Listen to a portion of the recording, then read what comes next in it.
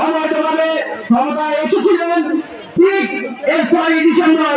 যারা চেয়ারম্যান স্বপ্ন দেখেন তাদের স্বপ্ন ধুয়ের সাথে মিশে যাবে। ধানমন্ডি জেলা ছাত্রদলের সাবেক যুগ্ম আহ্বায়ক আমিনুল ইসলাম। আমাদের রাষ্ট্রনায়ক তারেক রহমান বলেছে জনগণের গণতান্ত্রিক অধিকার পুনরুদ্ধারের লক্ষ্যে সংবিধান সুরক্ষা কমিশন গঠন করতে হবে। আমাদের রাষ্ট্রনায়ক বলেছে জনগণের অধিকার, আমরা জনগণকে এখন 17 বছর নিজের অধিকার ফিরে পেয়েছিলাম? আমরা কি ঠিকভাবে ভোট দিতে পারতাম? আমাদের ভোট চুরি হয়েছিল, আমাদের ভোট ভুল করে ফেলেছিল। আমরা যদি থানায় যেতাম ন্যায্য বিচার পেতাম? আমরা যদি কোনো বিপদে পড়তাম আমাদের পাশে কেউ দাঁড়াতো? আমাদের অভিভাবক তারেক রহমান বলেছে জনগণের গণতান্ত্রিক অধিকার পুনঃপ্রতিষ্ঠার লক্ষ্যে সংবিধান সুরক্ষা কমিশন গঠন।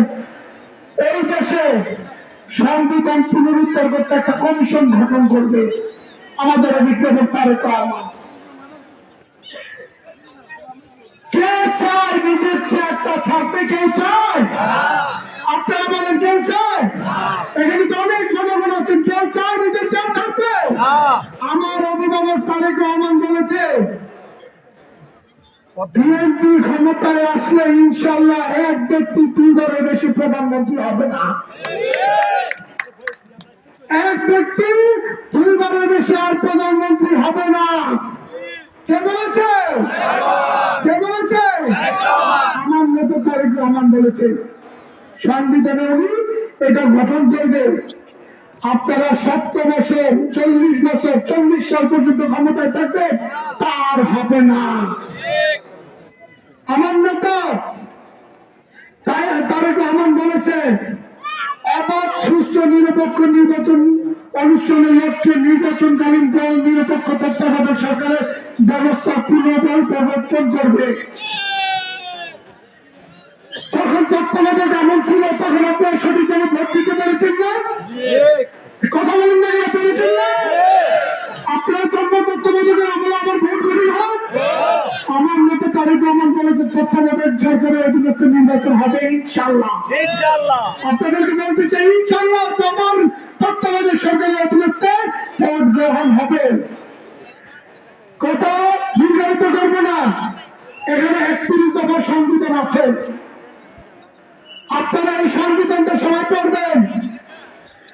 যারা না জানেন তাদেরকে বলতে চাই দয়া করে সবার ঘরে একটু করে ইউটিউব চ্যানেল আছে, ফেসবুক আছে, মোবাইল আছে, ইন্টারনেটের মাধ্যমে আপনারা এটা যাচাই করবেন।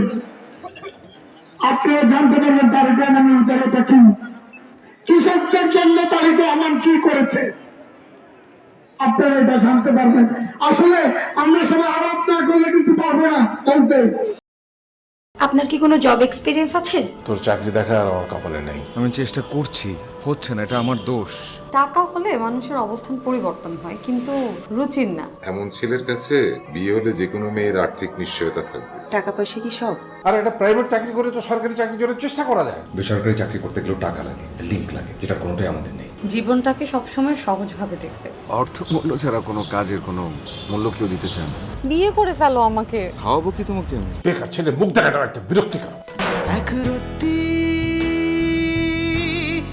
বেঁচে থাকার গল্প, আর সত্যি বন্ধুত্বের সংকল্প, সেটা অল্প অল্প করে বদলে যাচ্ছে।